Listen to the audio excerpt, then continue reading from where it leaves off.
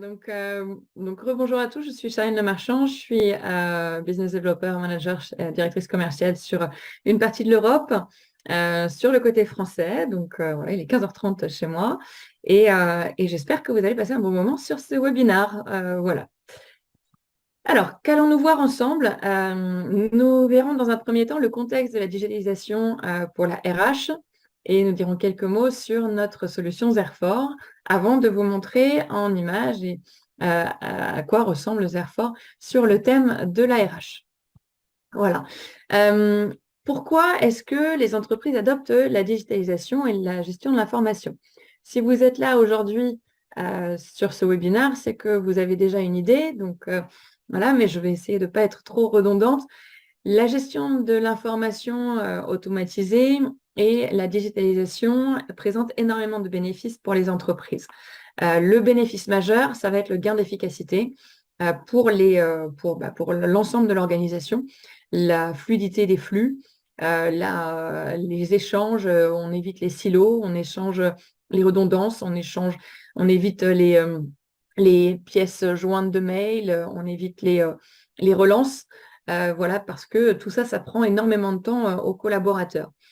Voilà, donc le gain d'efficacité, forcément, toutes ces tâches de relance, d'email, de pièces jointes, de recherche de documents, de perte de temps, parce qu'on ne travaille pas sur la bonne version du document, etc., eh bien, ça fait perdre du temps, ça fait perdre aussi de la motivation, de l'épanouissement personnel, ça affecte énormément l'envie de travailler aussi et l'ambiance générale qu'il peut y avoir dans les organisations. Donc c'est très important de moderniser la façon de travailler pour montrer d'une part l'engagement de l'entreprise vers cette modernité, vers l'épanouissement des collaborateurs et aussi être plus attractif puisque ça fait quand même 15-20 ans que la gestion de l'information prend une part de plus en plus importante au sein des entreprises.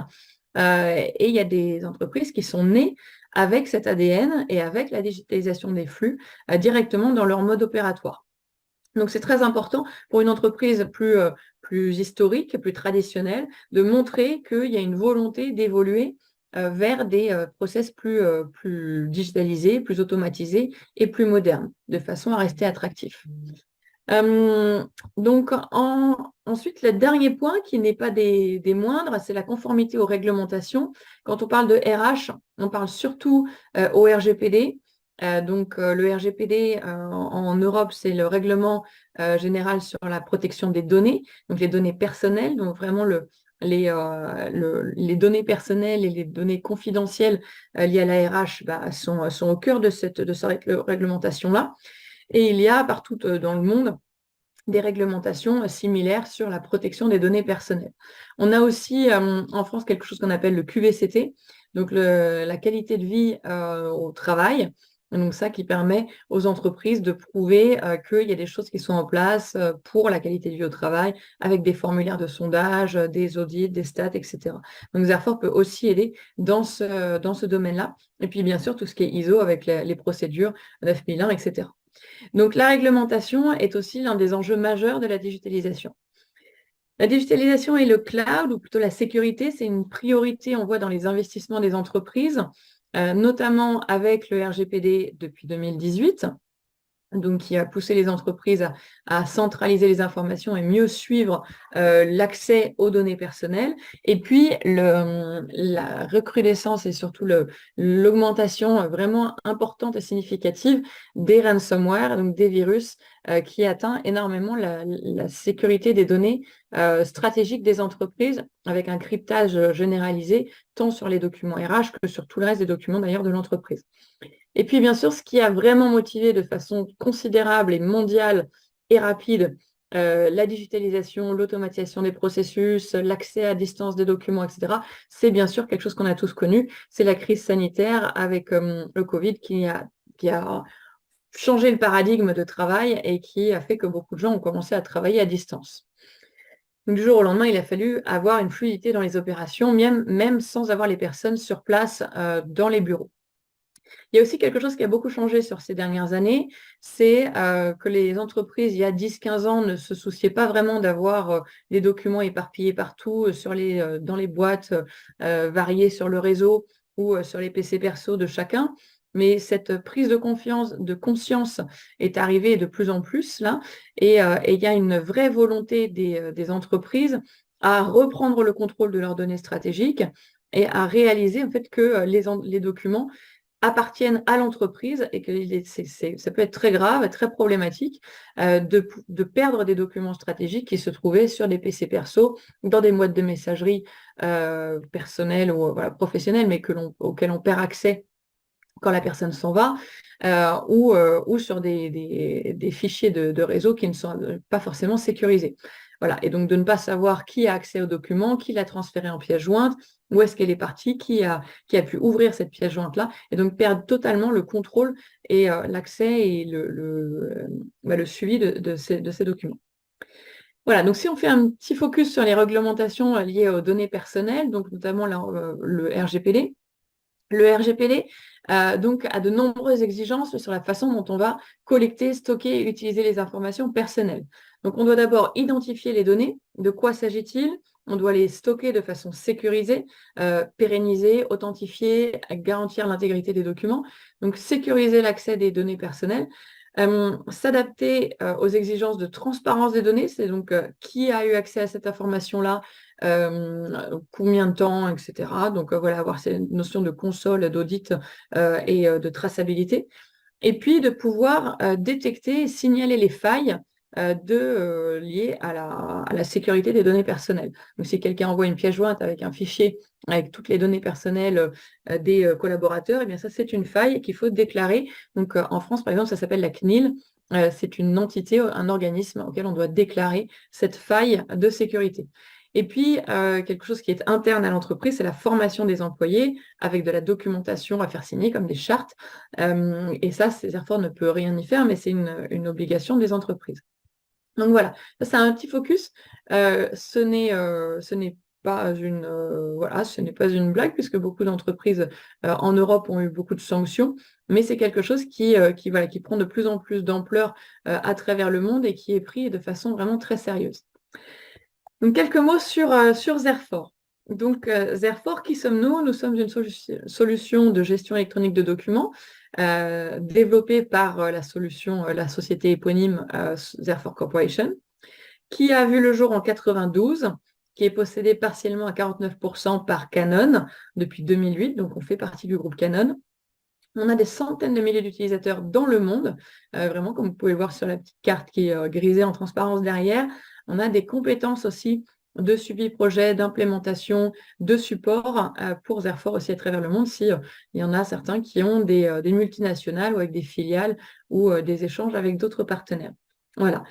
Le siège est en Autriche et cela fait voilà, des années que nous implémentons des solutions de gestion documentaire à travers le monde. Donc, on est vraiment experts dans ce domaine-là. Tellement experts que nous sommes ravis puisque début octobre, nous avons été positionnés par ITCG dans le quadrant des leaders sur la partie gestion de l'information, tant sur la partie fonctionnalité produit et satisfaction que sur la partie capacité d'implémentation des projets, donc avec nos partenaires. Les deux éléments majeurs différenciateurs ont été le workflow et les e-formulaires de Zerfor. Donc, ils sont deux fonctionnalités qui montrent la customisation de Zerfor, l'adaptabilité aux besoins des clients et les e-formulaires qui donnent vraiment énormément de possibilités sur ce que l'on peut faire et mettre en place chez nos clients. Nous avons gagné en 2022 en France la meilleure solution de gestion documentaire pour la RH, notamment grâce à l'exhaustivité des besoins ressources humaines, du fait qu'on puisse aller vraiment du recrutement jusqu'à l'offboarding ou l'intégration ou la sortie des collaborateurs, voilà, en balayant tous les sujets de vie du collaborateur. Donc, on a vraiment une grande exhaustivité, mais surtout une grande adaptabilité des besoins, ce qui n'est pas forcément le cas des SIRH, donc des solutions d'information spécialisées RH qui vont souvent se focaliser sur un ou plusieurs besoins, mais pas forcément tous les besoins. Voilà, donc Zerfor a été vraiment reconnu pour ça, aussi pour une grande personnalisation, pour les réponses aux besoins des RGPD, donc en ce qui concerne la confidentialité notamment et la sécurité, mais aussi la rétention des documents. puisque dans Zerfor, on va pouvoir dire tel document doit être gardé 2 ans maximum, comme un permis de conduire, un permis de travail, voilà, n'importe quoi, une carte d'identité. Ces documents-là ont une durée de conservation et il est impossible de gérer cette durée de conservation-là dans un classement papier ou dans un classement sur des arborescences Windows. Zerfor va gérer ces durées de rétention, ces durées de conservation de façon automatique dans le système. Voilà. Donc, comme je vous le disais, Zerfor ne permet pas à une entreprise de dire je suis conforme au RGPD à partir du moment où ils implémentent Zerfor, puisqu'il y a des aspects notamment de formation ou des aspects de documentation à produire. Donc ça, Zerfor ne peut pas se substituer à l'organisation. Mais en revanche, en implémentant Zerfor pour la gestion des dossiers et pour les processus tel qu'on va pouvoir le voir tout à l'heure, eh bien, on apporte une réponse de traçabilité, de confidentialité, d'authenticité des documents. Donc, on va répondre aux prérequis des réglementations liées à la gestion des données personnelles. Voilà. Donc, comment est-ce que Zerfor peut vous aider sur la partie ressources humaines? Eh bien, on va vous aider à archiver, retrouver, classer les données personnelles détenues par l'organisation. On va vous aider à créer un environnement sécurisé pour vos données, donc hautement sécurisé avec des habilitations, des droits, des rôles. On va vous aider à simplifier le contrôle et la gestion des données personnelles que vous détenez en justement mettant en place des workflows, en mettant en place des règles pour vous aider à structurer la façon dont l'information circule dans votre organisation. Et puis, on va vous aider à être conforme aux réglementations, aux prérequis, notamment du RGPD, mais à toute autre réglementation que vous pourriez avoir sur la partie sécurisation des données personnelles. Voilà. Et de durée de conservation, donc comme je l'ai évoqué tout à l'heure.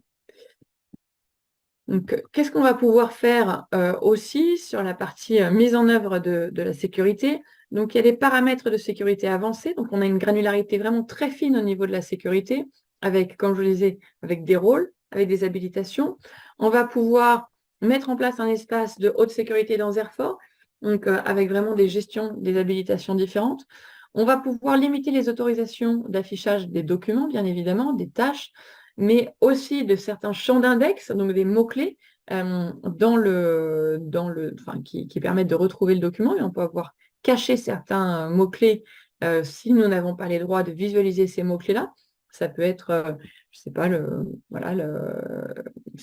certains documents, certaines informations comme le salaire ou autre qu'il pourrait y avoir dans les données d'index.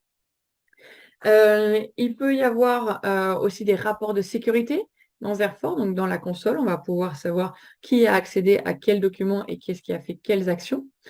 On va pouvoir mettre en place des disques de sauvegarde, des stratégies de stockage, de rétention et des plannings de migration pour conserver les données sur d'autres supports de stockage. Donc, par exemple, à partir du moment où le dossier d'un collaborateur est parti de l'entreprise, on va pouvoir le migrer sur un autre support de stockage, puisque c'est un dossier qui est clôturé, qui est archivé et qui n'a pas lieu d'être réouvert, donc qui peut être dans un espace différent.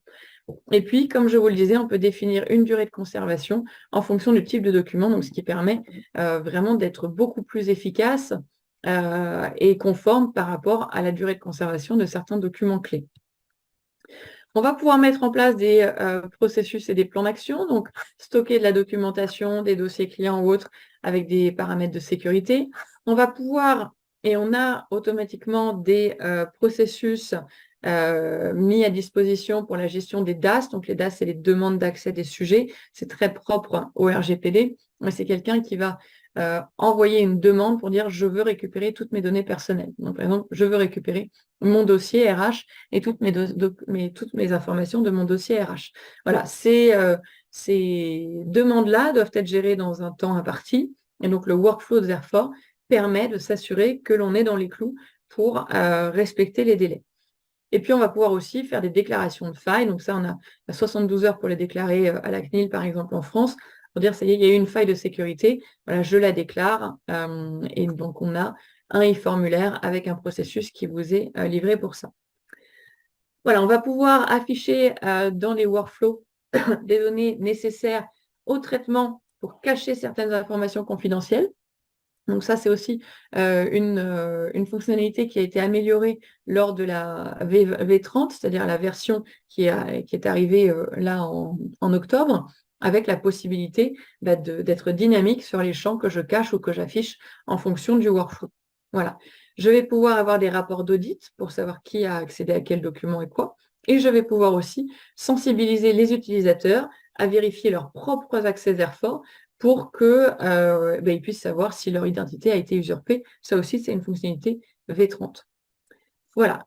Donc, vous l'avez compris, Zerfort, c'est bien plus que le RGPD. Ça vous permet de gérer vos informations, de pouvoir gagner en efficacité, avoir une meilleure collaboration et d'automatiser certains processus. Donc, quand on parle de process, ça peut simplement être un rappel à la fin de la période de validité d'un document, par exemple la fin de la période d'essai ou la fin de la validité d'un permis qu'il faut renouveler.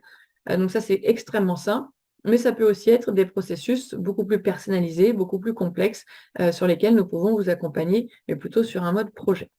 Voilà. Zerfort en entreprise, c'est vraiment plein de sujets différents. Donc, on peut gérer la gestion client, la gestion du courrier, la qualité, la finance, vraiment n'importe quoi, tout ce qui est production, tout ce qui a trait à des documents ou à des processus, on peut les traiter avec Zerfort. Donc, si vous posez la question un jour, où est ce document-là? Qui est-ce qui l'a traité? Est-ce que j'ai la bonne version? J'en ai assez de courir après ce document. Eh bien, sachez que voilà, vous pouvez vous dire, bon, il faut que j'appelle Canon ou le partenaire Canon pour voilà, pouvoir mettre en place Zerfort pour gérer cette problématique-là. Aujourd'hui, on va se concentrer sur la partie RH. Voilà. Donc là, je vais vous présenter la démonstration que je vais vous faire juste après. Je vais vous montrer beaucoup de choses, donc une histoire complète du recrutement du collaborateur jusqu'à l'intégration du collaborateur avec voilà, son quotidien. Surtout, n'hésitez pas à vous projeter dans dans une façon de travailler par phase.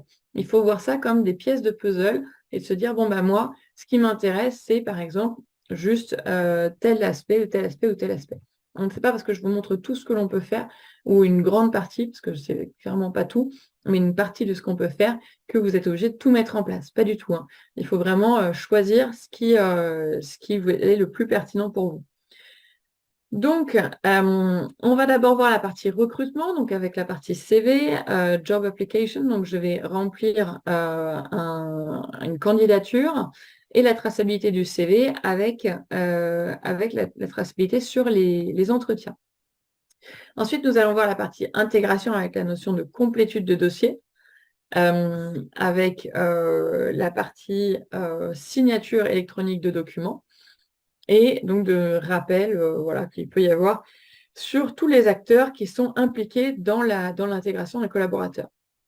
Nous avons aussi la possibilité de gérer les notes de frais, de gérer les congés, les relevés d'heures avec les feuilles de temps, les envois de bulletins de salaire, les comptes rendus annuels d'entretien avec des e-formulaires, comme je vous disais, les rappels de fin de validité de certains documents. Donc, il y a énormément de choses que l'on peut faire avec Zerfort. Et puis, bien sûr, il y a la partie départ du collaborateur, donc sortie avec la notion de complétude de dossier pour le départ, avec le solde de tout compte, et puis les notifications éventuellement de départ pour la récupération des différents éléments. Voilà, un petit peu comme le pendant de l'intégration. Alors, je vais vous montrer ce que l'on peut faire maintenant avec Zerfort. Voilà, donc nous avons ici le tableau de bord de Zerfort. Donc, vous avez ici donc, le tableau de bord, le département RH. Ce tableau de bord-là, il est totalement customisable et personnalisable. On peut y avoir un tableau de bord pour une ou plusieurs personnes. Chacun peut se faire son propre tableau de bord. Il peut y avoir un tableau de bord par département. Voilà, c'est vraiment comme vous le souhaitez. Comment je vais faire là la démonstration? On va commencer par la partie recrutement. Donc, je vais me mettre dans la peau d'un candidat qui va remplir un formulaire en ligne Et puis, ça va déclencher la partie recrutement avec la validation du candidat ou de la candidate. Voilà. Et puis ensuite, ça va générer la partie intégration, ça va déclencher un contrat de travail qui va être accepté en signature, et puis on va voir la partie signature électronique. Donc, je vais commencer avec la partie candidature. Donc là, je vais dire, par exemple, OK, Rachel, mot passant, hop, numéro de téléphone, je vais remplir mon numéro de téléphone. La date de naissance, je vais être très jeune, beaucoup trop jeune pour travailler. Voilà. Hop, je vais prendre la batterie. Hop. Le poste souhaité, hop, par exemple, commercial, diplôme, master 1. Est-ce que c'est une candidature libre? Oui ou non? Là, par exemple, oui. Décrivez-nous en quelques phrases les raisons pour lesquelles on veut travailler parce que vous êtes une entreprise formidable. Voilà, et parce que je suis formidable. Voilà. Voilà. Ensuite, on peut avoir d'autres éléments comme je suis d'accord pour effectuer des astreintes, je suis d'accord pour me déplacer, je suis véhiculé. Voilà, ça peut être extrêmement intéressant dans le cadre d'un filtre automatique. Donc, si vous avez des cases à cocher qui sont obligatoires, donc la personne doit obligatoirement être véhiculée, eh bien, si la personne n'est pas véhiculée et que la case n'est pas cochée, vous pouvez automatiquement envoyer un mail ou qu'elle ne veut pas faire d'astreinte ou autre, un mail automatique, par exemple 24 heures après, pour dire merci pour votre candidature, mais elle n'a pas été retenue. Ça permet d'automatiser, mais surtout d'apporter une réponse et de ne pas laisser le candidat ou la candidate dans l'expectative. Voilà. Donc, est-ce que je peux télécharger le CV? Oui, on peut apporter des informations. Donc là, par exemple, hop, therefore, hop, je vais chercher CV. Voilà, j'apporte un CV à mon document, voilà, qui vient de s'être ajouté ici. Je dis que je suis d'accord pour conserver mon CV 2 ans. Donc, vous voyez, la soumission de ma candidature est conditionnelle par rapport à cette case-là. Et puis ensuite, je dis c'est bon, hop, je soumets ma demande. Voilà. Donc, ça y est, j'ai lancé ma candidature. Donc là, vous voyez ici, la banette recrutement est vide. Si je rafraîchis, voilà, j'ai maintenant une tâche qui est arrivée dans ma banette recrutement et j'ai aussi une alerte Teams qui est arrivée. Donc, j'ai maintenant la casquette de la RH, de l'entreprise. Donc, j'ai ici le document qui vient d'arriver. Très bien, Rachel Maupassant. Hop, je vois les données d'index. J'ai toutes les informations. Je dis, c'est bon, champ numéro 1. Je vais caler le rendez-vous. Donc, par exemple, au 12 décembre. À 15h54, on va dire, hop, à 15h. Voilà. Et je cale la date et l'heure de l'entretien. Je mémorise. Voilà. Et je dis, c'est bon, l'entretien est planifié. Voilà. Donc là, je repars sur mon tableau de bord. Et je remets à jour. Hop. Et je vais vous montrer parallèle. Vous voyez ici, j'ai un accusé de réception de la candidature, mais j'ai aussi, ah non, c'est pas ici, mais j'ai aussi normalement là, attendez, hop, la partie l'adresse, le mail avec le rendez-vous qui a été envoyé. Voilà, je vais hop, remettre à jour et vous voyez, j'ai la tâche qui est arrivée ici. Je vais vous montrer tout à l'heure après sur l'entretien. Donc, la deuxième étape est arrivée. J'ai là aussi la partie Teams où on voit la tâche. J'ai ici le logo, enfin le logo, n'importe quoi, le formulaire de candidature, la partie CV, et je suis donc le jour de l'entretien, et j'interviewe Rachel Maupassant et je lui dis effectivement, formidable. Voilà, donc je sauvegarde et je lui dis c'est bon, le candidat ou la candidate en l'occurrence là est retenu. Voilà, donc je peux passer à l'étape suivante. Si je retourne sur mon tableau de bord, et vous voyez que je n'ai plus de tâches dans la banette de recrutement puisque j'ai passé cette étape-là. Donc on a vu le e-formulaire. Donc un e-formulaire, ce n'est rien d'autre qu'un URL que vous pouvez mettre sur votre site internet comme vous le souhaitez, qui est accessible à tous en illimité, totalement, et qui fait partie de la solution Zerfor par défaut. Ce n'est pas une option supplémentaire, ce n'est pas un module, c'est vraiment accessible à tous. Donc une fois que ça a été fait, ça a déclenché le processus d'intégration.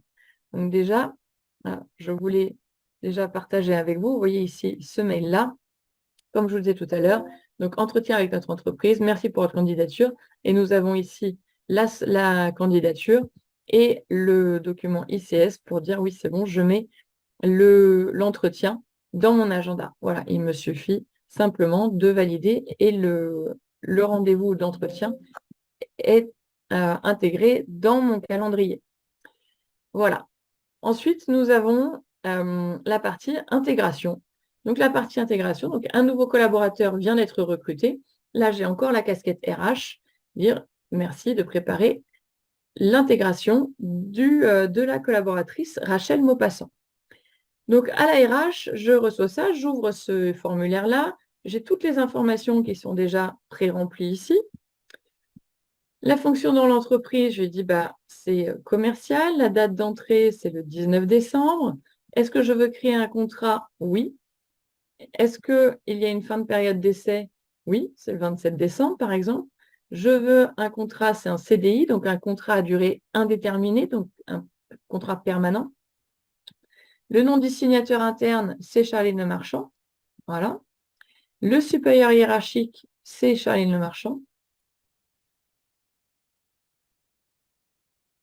Voilà. Hop. Et je dis, c'est bon. Badge d'accès. Très bien. Je dois préparer le badge, par exemple, l'email, le téléphone, la voiture. Vous cochez les cases qui sont pertinentes pour l'intégration du ou de la collaboratrice. Donc voilà. Donc là, j'ai rempli mon formulaire d'intégration et je démarre l'intégration et je démarre. Voilà en fait, ici, ce que ça va faire, c'est que ça va éditer un contrat avec toutes les informations provenant de ce formulaire d'intégration. Donc là, vous voyez, j'ai 3 contrats de travail. Et là, si je mets à jour, j'ai un document qui est arrivé ici en signature. Donc là, j'ai un document, Rachel Maupassant, un CDI, que je dois vérifier avant l'envoi en signature. Donc là, je suis toujours avec la casquette de la RH avant la validation et je vois ici que les informations à données variables, donc Rachel Maupassant, je vais avoir des dates qui ont été incrémentées, qui s'affichent et qui sont venues s'incrémenter sur le document. Donc ça, c'est très intéressant. C'est utilisé ici dans le cadre d'un contrat RH. Vous voyez ici 27-12, 19-12. Donc j'ai des informations qui sont venues s'incrémenter dans le document. Cette fonctionnalité, elle est très intéressante parce que ça évite d'avoir des documents qui sont éparpillés sur les postes de chacun, qui ne sont pas forcément les mêmes versions, ou alors qui sont en format Word et qui peuvent être modifiés. Voilà, là, c'est Zerfor qui gère le master, et ensuite, vous avez des données qui viennent s'incrémenter de façon automatique dans le document. On l'utilise pour les contrats RH ici, mais c'est vraiment une fonctionnalité qui peut être utilisée pour la création de devis, de rapports, de documentation, de propositions commerciales, de contrats clients, etc., etc. Donc, c'est vraiment très utile. Là, pour vous montrer la partie Teams, vous voyez ici, vérification du contrat de travail. Donc, si vous avez Teams, c'est une fonctionnalité qui est aussi très appréciée parce qu'elle permet, vous voyez ici, envoi en signature immédiatement, d'accéder aux tâches de workflow directement depuis Teams. Et donc, de ne pas avoir forcément à former des personnes qui font simplement de la validation à un nouvel outil, et donc de ne pas avoir à les former sur Zerfor. Donc, si je retourne sur mon tableau de bord, vous voyez, j'ai plus que 3 contrats de travail. Donc, j'en ai un qui est parti en signature. Voilà. Donc, nous avons 14 fournisseurs avec lesquels nous travaillons, 14-15, ça évolue régulièrement, de fournisseurs de signatures électroniques. Donc, DocuSign a été le premier, donc au niveau mondial. Nous, en France, on utilise beaucoup YouSign, qui est revendu par Canon France. Et donc, je vais vous montrer avec YouSign la partie signature. Donc, nous avons ici Charline. Donc, voilà, Charline qui doit signer le contrat de travail. Donc là, j'ai YouSign qui s'affiche. Donc, voilà, on peut s'intégrer avec d'autres outils de signature électronique. Hein, surtout, n'hésitez pas. On voit que c'est bien le document que l'on a créé ensemble avec les dates qu'on a vues tout à l'heure. Hop, là, vous voyez que je n'ai pas de signature. Je vais pouvoir signer. Je vais avoir un mot de passe. Hop, qui arrive de YouSign avec la signature électronique. Donc, hop, 203 932. Voilà, et je signe le document. Donc ça a été signé par Charline. Et ensuite, si je repars sur mes mails, je peux le signer aussi au nom de Rachel Maupassant, vous voyez ici. Mais là, j'ai pris les 2 casquettes pour la démonstration. Donc, la signature électronique, c'est extrêmement simple. Ça permet vraiment d'avoir les documents signés, notamment sur la partie RH, quand parfois, surtout sur de l'intérim, des personnes peuvent travailler du jour pour le lendemain ou du soir pour le lendemain. Ça permet vraiment de signer rapidement les documents s'il est compliqué d'avoir les personnes sur place. Donc là, hop, je vais jusqu'au bout du document, je signe au nom de Rachel Maupassant. Hop, et je dis c'est bon, 145, 170, voilà le nouveau code. Voilà, donc les 2 personnes ont signé le contrat. Il va revenir après dans Zerfor, parce que là, vous l'avez compris, c'est Zerfor qui a envoyé en signature. Le contrat va revenir signé. Zerfor vient scruter, je ne sais pas, tous les quarts d'heure à peu près, la boîte voilà, qui est dédiée à ces contrats-là. Et il va changer le statut du contrat pour le document signé. Voilà. Donc, le document est revenu. Une fois le contrat signé, eh bien, ça a déclenché les envois d'informations pour gérer l'intégration d'un collaborateur. Donc là aussi, j'ai la casquette de l'IT, par exemple, qui doit préparer le badge pour le nouveau collaborateur, ou alors les services généraux, le service de sécurité. Donc, je prépare le badge et j'ai toutes les informations, la date d'entrée, etc., nécessaires à la création du badge. Et je dis, c'est bon, hop, c'est terminé, j'ai créé le badge. Hop, donc je reviens ici. Si je reviens sur mon tableau de bord, j'ai une autre tâche ici, la préparation de l'email. Et là, j'ai la casquette de l'informatique. Ici, vous voyez, merci de créer une adresse mail pour le nouveau collaborateur. J'ai toutes les informations nécessaires. Je crée le mail et je dis, c'est bon, terminé, j'ai bien effectué ma tâche. Ce qui permet à la direction, au management, de savoir où on en est. Et on reçoit un message pour dire, c'est bon, vous allez pouvoir accueillir votre nouveau collaborateur ou collaboratrice, Rachel Maupassant, dans les meilleures conditions. Le badge, c'est clôturé, il a été fait. L'ordinateur, ce n'était pas nécessaire. L'adresse mail, c'est clôturé. Et tout le reste n'était pas requis. Si, bien sûr, j'avais coché d'autres cases, eh bien, on aurait attendu que toutes les tâches aient été effectuées pour recevoir ce mail-là. Voilà, donc ça permet à tout le monde de savoir que tout est prêt pour le ou la collaboratrice ou collaborateur. Voilà. Il est aussi possible avec Zerfor d'avoir de la validation d'absence, de la validation de temps de travail, de notes de frais, etc., etc. Donc, ils sont validés par les différents managers. Là aussi, ça peut être des validations sur Teams, directement depuis le téléphone, pourquoi pas, de façon à répondre plus rapidement à ce genre de demande. Comment est-ce que je vais retrouver mes documents? Eh bien, si je vais dans Dossier RH, J'ai accès à l'ensemble de mes dossiers en fonction de mes habilitations, bien évidemment. Et je vois ici hop, le dossier, tous les documents liés dans le dossier, avec chacun des sécurités différentes, potentiellement des workflows derrière, qui sont ici, déclenchés à l'arrivée d'un document. Donc là, par exemple, si je veux afficher tous mes dossiers, je vois que j'ai un deuxième dossier, Rachel Maupassant, qui est arrivé ici et dans lequel nous pouvons retrouver le contrat, voilà, qui a été rangé. Si je veux ouvrir le dossier, j'ouvre le dossier, voilà, et j'ai ici le contrat de travail. Je peux aussi avoir des portails où je peux déposer des documents de façon automatisée et je peux aussi déposer un document directement dans Airfort, dans le bon dossier. Hop, par exemple, ici, ajouter un nouveau document.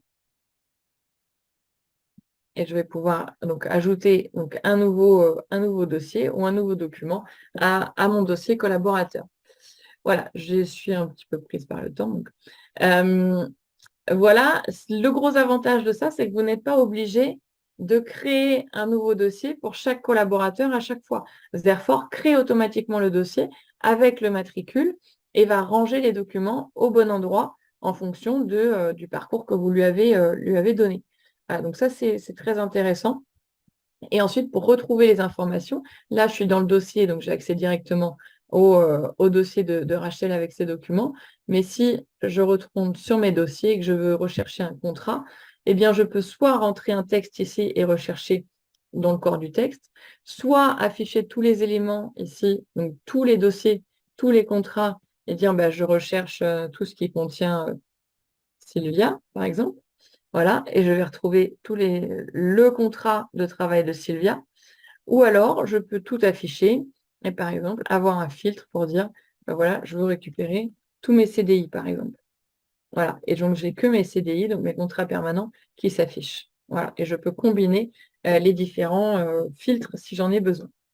Je peux aussi aller rechercher les documents en combinant certains critères. Donc, par exemple, hop, dans la recherche avancée, je veux aller, par exemple, retrouver tous mes contrats CDI, voilà, qui ont commencé à telle date ou autre, ou qui, par exemple, le statut du contrat, je peux l'ajouter aussi comme index. Voilà. C'est ici, vous voyez, statut du contrat, par exemple, en signé ou en attente de signature, pour savoir lesquels sont en attente. Et j'ai tous ces contrats-là qui sont en attente de signature. Voilà, donc comme je vous le disais, ça, c'est les contrats qui sont encore en attente parce que ça fait à peu près 15 minutes, moins de 15 minutes qu'ils ont été signés. D'autres n'ont pas encore été envoyés. Voilà la partie recherche. Donc, vous voyez, c'est extrêmement simple. On peut rechercher sur n'importe quel critère, des critères combinés. On peut rechercher sur plusieurs types de documents, sur un dossier, la recherche plein texte, un petit peu comme c'est vous qui recherchez en fonction de vos besoins. Voilà. Alors, repartons sur la présentation. Hop. Voilà, donc un e-form de candidature, donc on l'a vu ensemble, donc c'est totalement customisable, vous pouvez vous mettre votre logo, vos couleurs, etc. La génération automatique de documents et de contrats, on en a parlé, donc avec l'édition sur les données variables. Les processus automatisés, donc c'est vraiment, on va dessiner votre process et le transposer dans Airfort. Voilà, donc avec de la signature électronique à la fin. Les rappels de fin de période de date, donc d'essai, de durée de conservation ou autre, donc très simple à gérer dans Airfort. Le workflow d'intégration avec les alertes qui sont envoyées aux différents acteurs, avec le suivi. Et on peut avoir après des e-formulaires que vous pouvez mettre en place pour l'envoi de documents au moment de l'intégration de collaborateurs. Vous pouvez créer des formulaires à remplir avec les notifications, avec les informations collaborateurs. On peut aussi avoir un portail d'accès à des documents pour que les collaborateurs aient accès à leurs propres documents et de façon totalement sécurisée. Ça évite de déranger l'ARH et de donner directement l'accès aux informations nécessaires. L'intégration Teams, on en a parlé, on l'a vu ensemble. Le tableau de bord, on en a parlé aussi. Et on l'a vu avec Zerfor, la façon très ergonomique de gérer les tâches, la recherche de documents ou autres. Voilà, l'accès mobile, extrêmement intéressant, qui permet d'accéder aux documents, à ces tâches, mais aussi à des formulaires que vous pouvez mettre en place pour la demande de congé, les notes de frais, etc., etc. Voilà. Zerfor est utilisé dans tous les secteurs, finance, assurance, industrie, services, éducation, logistique, et j'en passe. Vraiment, c'est à partir du moment, comme je vous disais, où on parle de process et de documents, Zerfor peut vous apporter un certain nombre de réponses et de fluidité, de gains d'efficacité. Et sur la RH, vous avez vu tout ce qu'on peut faire. Voilà, deux cas clients. Donc, IDEX, par exemple, en France, donc c'est une entreprise de plus de 5000 collaborateurs. Ça fait 8 ans, 8-9 ans maintenant qu'ils ont Zerfor. Ils ont plus de 10 millions de documents, plus de 350 workflows aujourd'hui qui tournent sur tout plein de sujets, finance, RH, qualité, voilà, enfin plein de choses. Et notamment la RH, ils ont même une banque, ce qui s'appelle Job Bank, dans lequel ils ont les postes à pourvoir, voilà, et tout ce qui est suivi de formation, etc. Et le groupe Branjon, 1300 personnes aussi, qui est présent sur tout l'ouest de la France et qui utilise Airfor aussi pour plein de sujets, mais y compris la gestion des dossiers employés et certains workflows liés à la RH derrière. Il y a eu aussi un article sur le Branjon, justement, et leur respect de la RH. On a deux propositions donc de Zerfor en online et sur site. Donc, les avantages de mettre Zerfor online, c'est que vous avez droit à 2 mises à jour par an, donc avec des nouveautés qui viennent au printemps comme tout le monde et comme les clients on-premise, mais aussi en automne, là, donc celle qui vient d'arriver. Donc, avec des nouveautés, vous avez toujours la dernière solution à jour et optimisée avec éventuellement les hotfix, etc., qui ont pu être mis en place. Alors là, voilà, c'est sur les data centers, sur l'information sur l'Europe, mais vous avez vos data centers dans votre région aussi, qui permet d'avoir tout à proximité, mais qui permet surtout d'avoir une grande sécurité des données nettement supérieure à ce que vous pourriez avoir sur une entreprise locale. Voilà, mais écoutez, on a fait le tour. Je voulais tenir dans les 45 minutes, c'était 43 minutes, très bien. J'espère que cette démonstration vous a plu. Et si vous avez des questions, bah surtout, n'hésitez pas à me les poser et je serai ravie d'y répondre. Charlene, I wanted to add one thing. Yeah. If you could say this to our audience for Canada, because most of our attendees today are from Canada. We do have, therefore, online data centers exclusively for Canada, and they are located in Canada. In Canada, yeah. Yeah. One One is in Ontario and one is in Quebec. Ah, ok. Donc, je ne sais pas si, bon, je pense que tout le monde a compris, mais je le répète quand même en français. Donc, vous avez des data centers dédiés au Canada, donc un à Québec et un à Ontario. Donc, il y a deux redondances, donc une grande sécurité des données, et c'est crypté en transit et en archive. Donc, voilà, vraiment très haute sécurité de vos données. Voilà, combien de jours de projets facturables pour mettre en place une solution personnalisée comme présenté dans la démo? Alors, je ne veux pas m'engager pour le Canada, mais nous, ce sont des configurations qu'on met à disposition. Le mieux, c'est de vous rapprocher de vos partenaires, parce que je ne veux pas m'engager sur la partie périmètre. Mais on a trouvé des moyens d'automatiser un maximum la mise en œuvre de ces projets. Et sur un périmètre tel que celui-ci, sur quelque chose de totalement packagé, standardisé, tel que vous l'avez vu, avec tout inclus dedans, en tout cas sur la partie française. Et comme je vous disais, vraiment standardisé, on modifie juste la partie sécurité, la partie workflow avec les différents acteurs, on intègre le SSO, etc. On est sur 5 jours d'implémentation, incluant la formation. Voilà.